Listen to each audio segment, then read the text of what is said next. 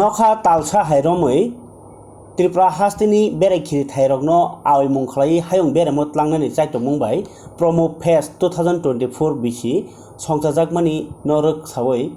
जे अफिसार रक जे स्टाफ रक ओ प्रमो फेस्ट नि बागै साल हर हिन्यावै साकनि सोलाय साकनि हाबानकनि सामुंनो तरजागै सामुं खालायमानि बाय खा काहामिया फारिका मन्त्री सुशांत चौधरी तिनि बेरायखिरि नायखुंगो थांगै अफिसार तै स्टाफ रक बै थांगै मालाई खा काहामिया फारिका मन्त्री सुशांत चौधरी ओ प्रमो फेस्ट काहाम करंखे चासामानि आबो कायसा बरनबो खास रांरेखा सकांगो अबहाय इंयाखौ आबुन बागैनो बरबो मन्त्रीनो खा काहामिया फारलायमानि कगनो सायखानारका कक्रमा थुंदारनो मन्त्री सुशांत चौधरी बो सायखानारका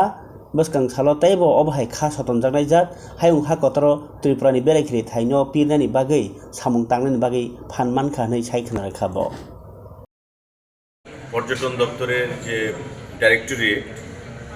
ডাইরেক্টর সহ অন্যান্য আধিকারিকদের সঙ্গে আমরা এখানে বৈঠক করেছি এবং প্রমো ফেস্ট যা 3 তারিখ ডিসেম্বর থেকে ডুম্বুর নারিকেলকুঞ্জ থেকে মাননীয় মুখ্যমন্ত্রীর হাত ধরে আমরা শুরু করেছিলাম। পরবর্তী পর্যায়ে আমাদের নীরমহল জামপুই শেষ করে গত 14 তারিখ আমরা আগরতলা রাস্তাবল ময়দানে ঐতিহাসিক কনসার্টের মাধ্যমে সমাপ্ত করি। এটা আপনারা জানেন যে প্রথমবার শুরু করেছি, আমাদের এটা উৎসাহ প্রদান করেছে আগামী দিনে আরও ভালো করে এই প্রমো ফেস্টকে উদযাপন করার।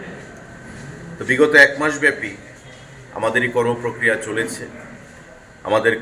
পর্যটন দপ্তরের director, joint director, deputy director বা তার নিচে যে ধরনের আধিকারিকরা যেভাবে কাজ সম্পন্ন করেছে, রাত দিন সমস্ত কিছু স্যাক্রিফাইস করে তাদের সফলতা, তাদের কর্মকাণ্ডের জন্যই আমরা এই প্রমো ফেস্টটাকে সম্পন্ন করতে পেরেছি সঠিকভাবে, সুন্দরভাবে। তাই দপ্তরের মন্ত্রী হিসাবে